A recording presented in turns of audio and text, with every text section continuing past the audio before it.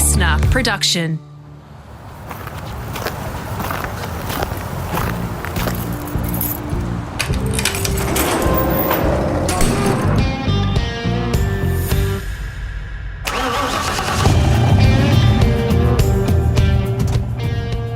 G'day, it's Rusty here, all set for part 2 of my podcast with Jenson Button, a racer with a real love of cars who chalked up 306 starts at the very highest level and famously won the F1 driver's title in 2009 by beating the establishment in a car that on paper shouldn't have been a contender.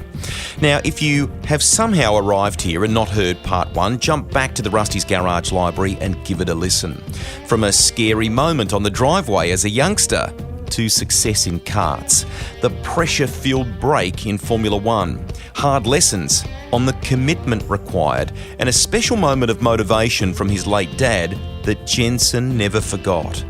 We pick up the conversation around the first running of the BGP 001.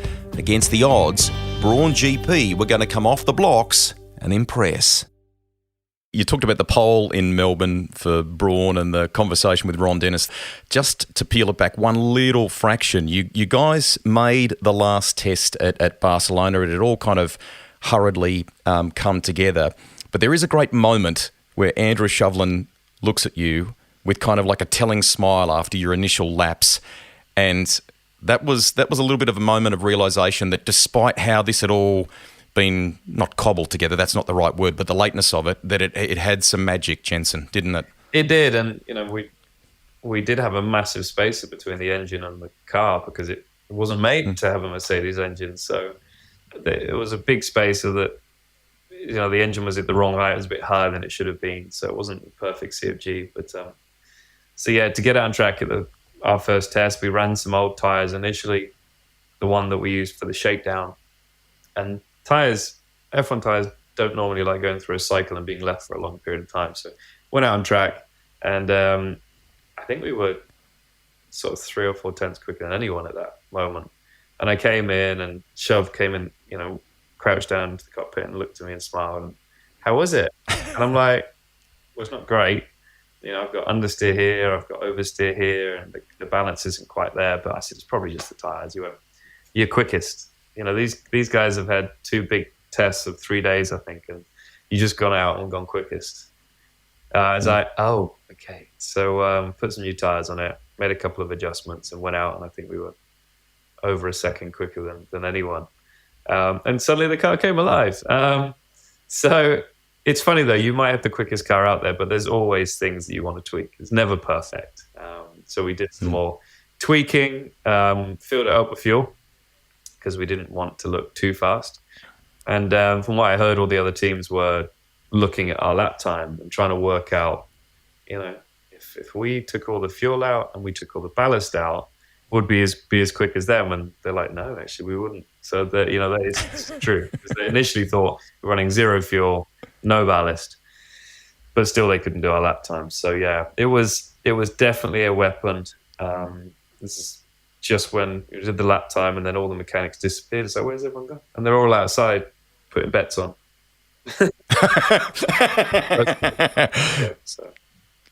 Nice, bright, smiley faces. It's a people game, as you know. It's your contribution, it's the management's contribution, it's the engineer's contribution, and you got to work. We've just talked there about Shove with some good people, because Pete Bonington, who works nowadays with Lewis Hamilton, is another one that you've had time with. There are some seriously good operators in that pit lane, aren't there? Yeah, I mean, Shove and Bono were my engineers. So Shove was my engineer.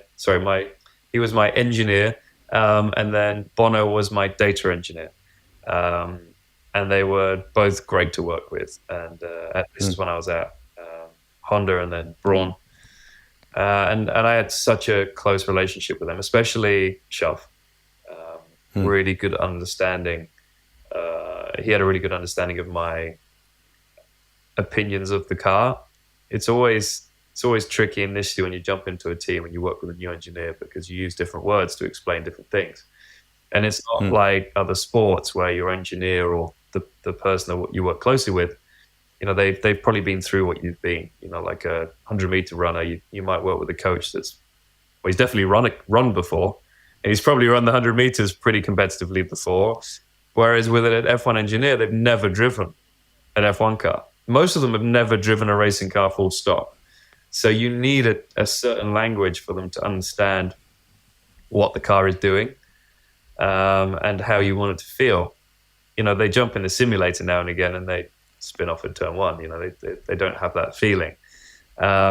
So yeah, you need a very good relationship and a good understanding, a good language between yourself and your engineer. And he got me immediately, which really meant the world to me. And we had a very, very good relationship, very emotional relationship as well, to go through what we did and to come out the other side. Now Shub is, I don't know his title, chief engineer at Mercedes now, and Bono's Lewis's engineer, and probably had more wins than any engineer in the sport. Agreed. Hey, you go on an incredible winning streak. You win something like 7 straight, I think it is, with the benefit of time. What was the pressure like in dealing with that, with backing up to do it again and okay, you're coming in with a bit of confidence with the speed of the car and so on, but is it the kind of thing where you're looking over your shoulder all the time? Yeah, you are. I mean, first race, we had the best car. I'm not going to say otherwise, but still, there was an opportunity for other teams to win. We went for a strategy that we thought was kind of safe. The last stint of the race, you had Kubica, you had Vettel chasing me down at a fast rate of knots. And if they didn't crash into each other, they would have been on the back of me before the end of the race. So we might not have won that first race. Second race, same. We won, but it wasn't like we ran away with it. There was still chinks in our armor because we hadn't practiced pit stops. We were so far off when it came to pit stops. Like, we're kind of losing 8 seconds, I think it was, every pit stop in Melbourne, because our fueling guy had become a plumber because he was let go by the team. I think half the people were let go by the team because they couldn't afford to pay them, and he became a plumber. So the first race was a guy that hadn't been on the fuel hose before. And was a long way off. So they called up the guy that was the plumber and said, "Can you come back for the second race, which is in Malaysia?" And he said, "Okay, I'll make it for the weekend." And he came for the weekend to do the refueling. And again, Malaysia, the second race, it shut it down with rain, and half the cars fell off. We luckily stayed on, and I won the race. But it could have easily gone another way. Third race, wet in Shanghai. We didn't have the pace in the wets. Finished third. And then the fourth race, didn't qualify on pole, Bahrain. We were qualified third or fourth, but made the moves necessary in the first stint to make the win happen. And then Barcelona, that was pretty much an easy race for us. And then Monaco. And then we had Turkey as well, where I was running in second and Vettel made a mistake and we took the win. So it wasn't like we were a second quicker than everyone. We had a great car, but people were able to be as competitive because of the way they went racing and also because of the way they were able to develop their car.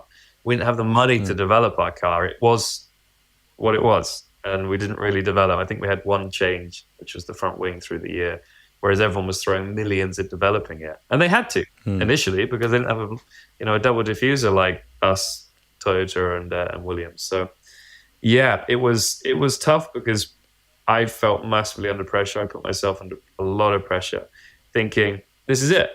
This is the moment. I don't know if it's ever going to happen again. And you don't know in motorsport and in Formula One. We're not a big team. We're not a manufacturer. We've got to make this count. And every race was so much pressure, and not winning was a failure. So when we got to the third race and we didn't win, it felt like a massive failure. And more pressure built every race.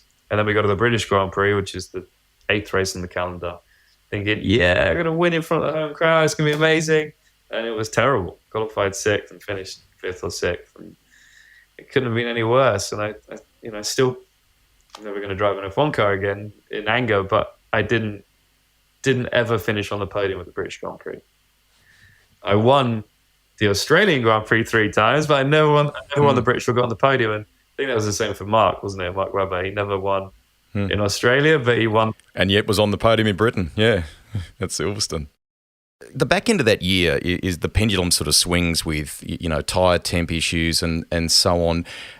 It feels like maybe it's going to slip from your grasp. What are the discussions like behind the scenes, trying to keep positive, trying to get on top of it, given that you weren't doing the development you talked about? Yeah, I mean, I started over driving, so I wasn't doing a good enough job either. Rubens won 2 races at the end of the year, and I didn't. So I didn't have to win races. That was the thing. I could take less risks.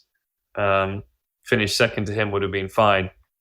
And in Monza, it still annoys me, that race, because Clear was putting more camber into the rears than we were allowed. We were limited, and Ross limited us because we were worried about tyre failures, and we were trying to keep it a little bit safe because we had a great car. No point pushing the limits, but they did on their car. So putting more camber in the rear, when you're laterally loaded apex to exits, you just have better rear grip. So you can exit like Parabolica, the Lesmos. You can exit those corners a lot better and carry the speed all the way down the straight. So I could see it in the race as well, the way Rubens was able to exit the corners. And after the race, we looked at the data and we found it. And my engineers, they had to say something. So they called Ross in, and Ross went nuts. He was not happy. He said, if you guys ever do this again, you know what will happen. So yeah, so that was it. So it was a frustrating race, but also a good points haul. And then it got really, really difficult because we just weren't developing. And, when you see other cars becoming quicker and quicker every race, it gives those drivers more confidence. It takes away the confidence from you. And then I got into the mindset of just be consistent. And that's even worse.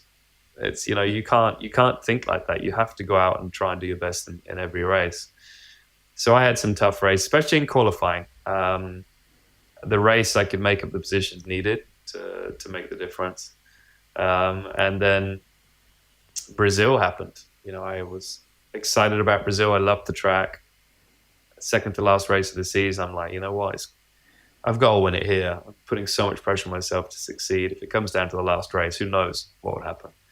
And then it rained in qualifying. I was like, this is good. I like the wet and these tricky conditions. And we went out in the first part of qualifying. And we just went out on the wrong tire. I think we were on the wet, and the Inter was the tire that worked, and we didn't have time to change. So I qualified 14th. Sebastian Vettel, one of my title contenders, qualified 16th in a quicker car, but still he's behind me. So I'm like, it's not so bad. And then my teammate goes and puts it on pole. It is home Grand Prix. So it was a tough one mentally, and the Brazilian fans let me know how happy they were that Rubens got pole and I was so far down. I'd go to restaurants and they'd put a ladder outside, so I had to walk under it and things like that. Yeah, I know. And booing me every time I went anywhere. And it is what it is. It's sport, and people are very patriotic, I guess. And I remember that evening, Saturday evening of that race, my dad pulled me to one side when we arrived at the hotel. Went to the bar, actually, and had a beer. And he just said, son, you haven't forgotten how to drive. He said, there's so much pressure on your shoulders, and I get it. You know this is such an amazing opportunity to win the world championship. He said, but just relax. Just remember what it was like in karting when you were at your best. He said, go out there, give it your all. And if it doesn't work, it doesn't work. But what's the point of getting stressed about it? And we had sort of a real heart-to-heart, big hug. And it's like, you're right. And I slept amazing that evening. Might have been the beer, actually. And woke up in the morning just proper hungry. Couldn't wait to get out to the track. I got to the track and walked past Ross, gave him a high five, and he looked at my dad like, he's got a bit of confidence. And my dad gave him a little wink. And I remember going to the grid before the race, and everyone's booing me. And all the British journos, even the ones that made life tough for me over the years, they all came and stood by my car to show their support. Oh, fantastic! Which is nice. Had a great race. Obviously, fighting my way through. Finished 5th, which is where I had to finish, even if Rubens won the race. And he obviously had an issue with fighting with Lewis, so he finished behind me. So clinched the world championship, and I saw Mikey Muscles, my physio, first. And then I saw my dad, and I hugged my dad, and then the crowd went wild. They all started cheering me. It's like, oh, cool, all right, I get it. He's just passionate. So that was it. Won the world championship, and went and saw the team. And there was a lot of very, very emotional people. One, because they didn't know if we'd be even racing that year, but two, because of the amount of stress that we had put ourselves under with an underperforming car for the latter part of the season. So it was a relief more than anything else. Awesome, mate. I mean, it's over a decade ago now, but still evoking some very special memories. Thank you for sharing those with us. You probably can't say too much, so just tell us what you can. This is now, because it's such a great story, and I'm not surprised, it's the subject of a doco movie. Keanu Reeves is a part of this. I think Disney Plus are behind it. You were reunited with the car too. Can you tell us when it might be out, and just share with us what is possible? Yeah, well, reunited with the car, yes, but I actually own one of the three, which is pretty cool. Awesome. 3 Brawn cars, so I'm very lucky. My baby. I actually got to drive it 10 years after winning the World Championship at Silverstone. Excellent. 2019, so good memories. And then last year, yes, spent 3 days with Keanu. 2 days here in LA filming. He's doing all the interviews. I mean, he's really studied. He's done his homework, which is great to see. He's very, very passionate about the project, which is good. And then we spent a day at Silverstone in the UK with the car. I actually got him to get in the car. Initially, Keanu was like, I don't feel right getting in your car. And I was like, mate, just get in the car. And he did. And then I couldn't get him out. He wouldn't get out. No, this is amazing. You can't see anything. I said, yeah, it's very limited. So, no, I'm really excited about watching the doco, and everyone's been fantastic in terms of working closely with Keanu to give them as much information as possible. And it's going to be interesting because I've got my views, but I wasn't in the same room as Nick Fry when he did his interviews, and I'm sure we're going to have very different views, especially the bit when I decided to leave the team and he shouted at me and I laughed. And he said, "Don't laugh at me." So that's interesting to see if he has a different recollection than I do. But yeah, so really looking forward to it. I can't say when it's coming out because I actually don't know what the date is. Okay. But I know that pretty much all the filming is done now, so it's they're working on it. But it's going to be hours and hours and days of putting it all together. But the guys are going to do a fabulous job. I know that. Awesome. I know the checkered flag is approaching on this podcast, mate, so we'll bounce through a couple of to in a fast-paced sort of fashion maybe to finish here. You brought up Rubens Barrichello before and what it was like to work with him. Likeable character in the pit lane, as you are too, but he was pretty handy and special behind the wheel, mate, wasn't he? He was. I mean, all the years with Michael Schumacher at Ferrari, and a lot of the time I don't think he was able to show his true pace. I understand why Michael wanted him as a teammate, because in terms of his engineering ability, he's probably the best out there that I've worked with anyway. He made a massive difference and had really good feel for the car and what the car needed to be competitive. But more than that, he's just a top bloke. You know, I saw him last week, actually. Be a few weeks before when this comes out. But really nice to see him. It's been a couple of years, and I went to his house. Spent some time with him and his kids, and had a Brazilian barbecue, which is great. Excellent. And it was just reminiscing, and he's a very affectionate person. He's very like myself. We're very similar in that way. And he's like, mate, we need to do some racing again. We need to do some racing with each other, because he's still racing. He just won the Brazilian stock car championship last year at the age of 50. I mean, he's still got it. So yeah, it was great working with him, and probably the most special time in my career, working with a driver that I respected so much. And also we were so open with how we went racing and how we worked together. And I think that was important. Cool. I was very privileged to get him on the pod. He's in the Rusty's Garage library, so listeners can go along and find that a little later on.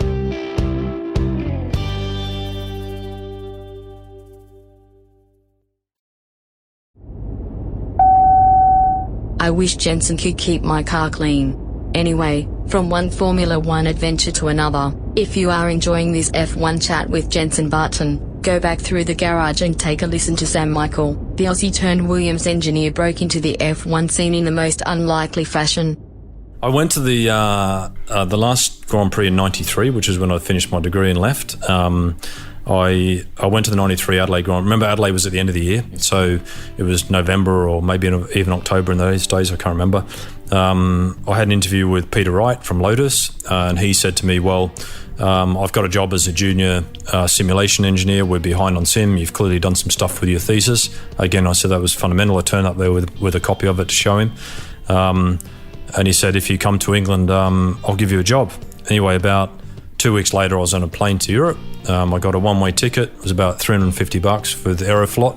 So it took me about 2.5 days to get there because we went to stop somewhere in Asia like Singapore or Hong Kong or something, and then we went to Moscow, and it was meant to be just a quick turnaround, fuel and go, and the pilot came on, obviously in Russian first and then English, and said, "We're parked here for 17 hours, and so we'll see you in 17 hours." And my memory of that has got nothing to do with motor racing, but it's part of the journey of getting there.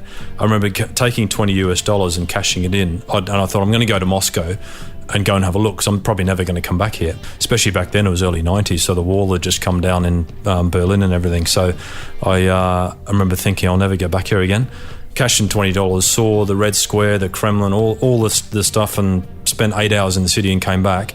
Cashed back in the Russian money that I had, and was the rubles, and got $18 back. So the whole day cost me $2. So especially as a student, I didn't have any money. So I arrived in London, caught the train up to Norwich.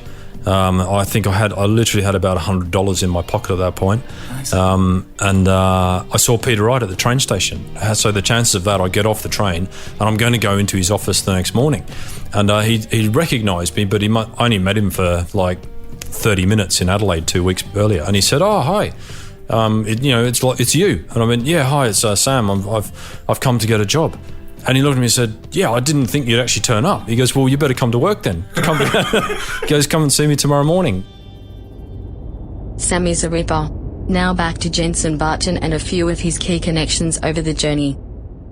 Lewis Hamilton, incredibly special athlete, 38 now, still doing it. That probably doesn't surprise you, I know. What observations did you make when you were, with him at McLaren, just about his competitive makeup and about the way he went about the business of F1?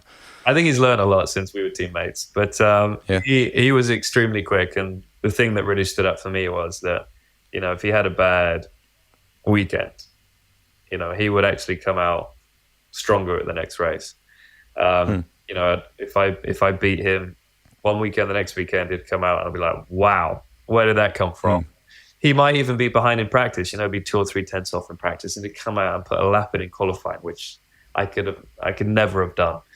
And that was his strength, just pulling it out the bag, the natural ability. In terms of natural ability, I don't think there are many racing drivers that have that. I think other drivers can work hard and be as competitive as Lewis, but it's more from the hard work and developing a car. For me, that was my strength, and I could take it to Lewis because of that.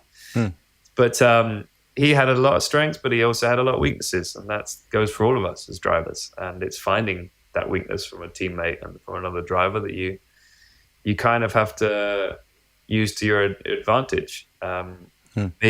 The big thing was arriving at McLaren and trying to, round the troops, if you like, get the team behind me. And I always said to McLaren before I signed the contract, I said, if this is Lewis's team, I don't want to sign the contract. If we have equal opportunities, I'm up for it. And they said, yeah, 100% equal. And it was. I walked in and tried to make friends with everyone and took them out for dinner and, made them feel that, it's just little things. Most drivers are like, how you doing? You walk in the morning. Thanks, guys. You get in the car, you drive, you get out, you go, cheers, guys, and they leave. So, and then they're like, we just did all this work for this guy. He might be super quick, but he's not respecting what we do for a living and how much hard work it is.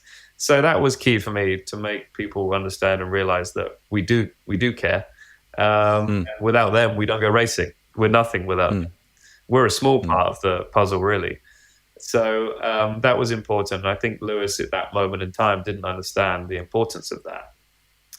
And that was probably his weakness. He thought, I must be quicker than him. Look at my results. It's enough, but it never is. You've got to work every angle, and that's where Fernando Alonso is very strong. You know, he works every angle possible.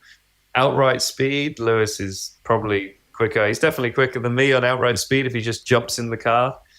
And probably quicker than Fernando, but Fernando was amazing at building a car and you know, every area that needs to be improved he could work on, whether it's teamwork or strategy or mindset, and that was his real strength.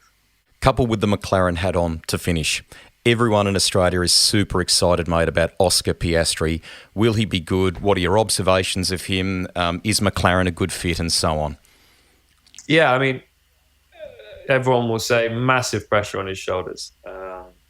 Is it too much? You know, racing for a team like McLaren, but then Lewis did it and it worked.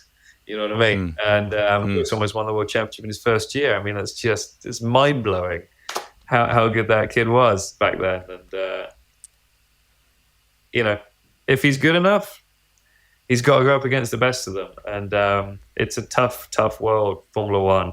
You know, you arrive, you've won everything. You're like, I can make the difference. You know, even if the car's not quick enough, I can make the difference. And I remember that with Kevin Magnussen when he jumped in the McLaren. Great for the first couple of races. And then he's like, oh, I thought this would be a lot easier. Yeah, win races even though the car's not good enough. So no, you've got to realize that everyone has done what you've done. We've all won our categories through the years to get to Formula One.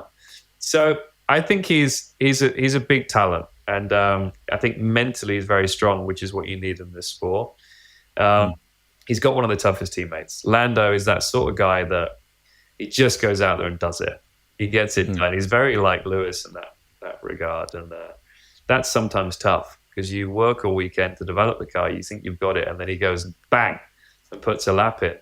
And I think that hurt Daniel over the last couple of years. So I hope he does well. I think he will do well. And I hope he also realizes that it's not all about the first race. It's not all about the first season. You know, if he wants a long career in this sport, he's just got to be there soaking it all up, soaking all the information up like a sponge. And if you're not quick enough at the first race, you're not quick enough. But work and he understands what he's doing. He's got Webber as well, so he'll help him out in that regard. So I look forward to the challenge of those two at McLaren, both super quick. And hopefully the car will be relatively competitive. Yeah, we hope so too. You love your driving. We know that there's been some GT stuff in post F1 life. There's been some off-roading and more. But can we, toward the end of this chat, talk about Bathurst, driving an F1 car around Bathurst and you getting the chance to drive a supercar both there and at Albert Park? What did you think? Yeah, I mean, the F1 car around Bathurst wasn't the most fun, I must say, because it's not made for that track. And, you know, the road... Wicked time, though, mate. Wicked lap time. The road's shaped like that. So the whole time, it feels like you're falling off the track the whole time. It was geared for Melbourne because it was obviously not a current car, but it was geared to drive around Melbourne because they do that comparison, don't they? Road car, race car, F1 car. So we'd hit the limiter like halfway down the back, down Conrod Straight. So it was like, I just sat there on the limiter, bah, bah, bah, bah, bah. So, I mean, with new tyres and setup, you could probably go 6 or 7 seconds quicker than what we did. But it was a great experience. But I must say, driving the supercar around there was more fun than driving the F1 car because it's kind of made for it. It feels like it's just right. And I know they've changed a lot since then. But I enjoyed it. But it was a heavy lump to get used to. And I say that in the best way. And it's been announced that I'm racing at Le Mans this year. Fantastic. Yep. Cool. In a stock car, I should say. I get shot for saying NASCAR. It's a NASCAR stock car, so people understand what it is. And it's a developed Cup Series car, which is developed for endurance racing and also a bit more downforce, a bit more power, a bit lighter. So we can be relatively competitive against the GTEs, so which is tough. But we're trying our best so that we aren't hanging off the back of the field. But, really excited for that. And it kind of reminds me of the supercar, in terms of its weight, the mechanical grip needed. It's probably not as under-tired as the V8 supercar was, because you'd hit the brakes and always lock up. I always found that. But it's a heavy lump, taking a bit to get used to, but I'm loving the experience and working with great people. Mike Rockenfeller, Jimmy Johnson, Hendrick Motorsports, obviously building the car, and NASCAR, NASCAR are going to be at Le Mans, which is nuts, but I'm really happy to be part of the journey with them and showing the European fans how cool a NASCAR can be. That has been a bucket list wish of yours, I know, mate, to go and do that race. And that's I'm glad you brought that up and gave us a summary of it, because that's going to be a cool thing. Can we finish? I think I can see over your shoulder as you're in Los Angeles as we talk here. I think I can see a photo of your dad over your shoulder there. I had the chance to interview him once or twice when you were out on track at Albert Park and so on. He was always a beautiful member of the paddock and much loved, mate. A fan has messaged in the lead up to this podcast and said, if you're comfortable in asking about when you walked back into the paddock, mate, after his passing, was that kind of like good tonic for you because he was so well loved in the paddock? You were in a place doing what you wanted to do, and you'd gotten to share some very special moments with him. I would imagine that was probably going back to work like that, mate, was one of the best things you could have done. Testing, he passed away in January, early January, so I was back testing sort of 3 weeks later in Bahrain, and it was just weird because it for me, driving had been my whole life, so it kind of felt normal to go driving again. People grieve in very different ways, and for me, jumping back into motorsport was helpful, I guess, in one way. So the testing was fine. Racing was not. It was just wrong. Just felt strange. Being in Melbourne, which is the first race then, wasn't it? Yeah. Being in Melbourne for the first race and him not being there was just awful. And to be fair, that's how it felt the rest of my F1 career. It didn't feel right, because those years were difficult years. Some great races, I ended up with a podium or top 3 in Melbourne, that first race. And I had a couple of reasonable results, 4th, 5th, 6th, over the next couple of years. But he was always there to bounce things off of. He would never jump to give his opinion. He'd be in the background, enjoying life. But when it was hurting me, it was hurting him 10 times more when things were tough. So I would always ask his opinion, and that was gone. I couldn't do that anymore. I just had the memories, which were amazing. But when you're at a race weekend and you're trying to focus, and every single person in the paddock comes up to you and says, "We really miss your dad. It must be tough." It's like, now it really is tough. Yeah. I must say the last 3 years of my career in F1 weren't the same because he wasn't there. That's kind of the reason why I retired in 2016. I tried after 2014. I tried to retire at the end of that year. My friend said, "No, you can't. You've got to give it a couple more years." So then I did one more year, and I was like, I'm done. I'm not enjoying this. It's fighting in the mid or rear of the pack. Even though I had Fernando as a teammate, that was exciting to go up against him. But I said my love of it is gone because I don't have that feeling of my dad's support here. And it's something, even though I didn't talk to him always over Grand Prix weekend, I just knew he was there as that supporting role. And then 2016, even sort of 2 or 3 races in, I knew, I was like, I'm done. And that was when it was decided that I'm 100% moving away from F1. So yeah, it was a tough time. So no, I didn't think Formula One was good for me after he passed, because it was something that we did together. He missed one race until he passed away, and that was, I think it was Brazil one year. But it was every other race. So yeah, it didn't work. And that's another reason, as I said, why I retired and went to do other things that he would have loved as well. Racing in Japan, Super GT, won that championship, which is great. He loved Japan. He would love to have been there for that. And then I did more in 2018 in a hypercar, in a prototype.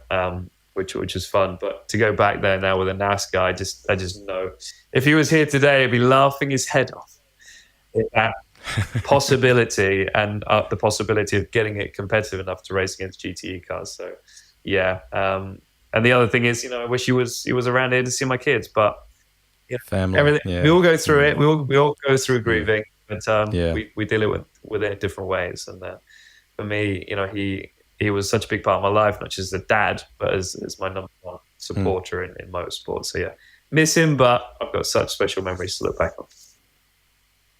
Thank you for sharing, mate. I've no doubt he's still as immensely proud. Go get him at Le Mans. I'm glad you're enjoying family life. I'm hoping that Lennox, for example, is in the garage with you from time to time when you are there, getting the chance to muck around with you. You've just merged the name of both my children, and a lot of people do it. You said Lennox, which is...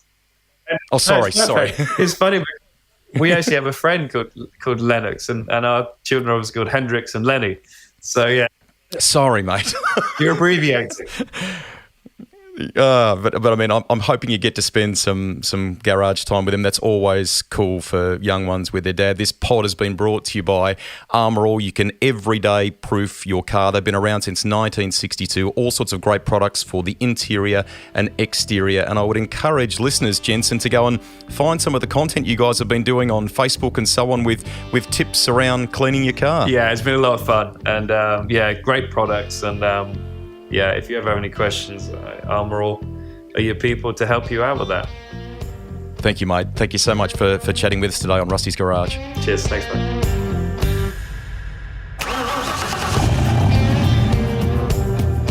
Rusty's Garage is written and presented by me, Greg Rust. Series editor and producer is Thomas Dullard. Audio production by Link Kelly. If you've got a guest suggestion, get in touch with me via social media. The Garage, it's where a journey begins with a tank full of passion-fueled stories.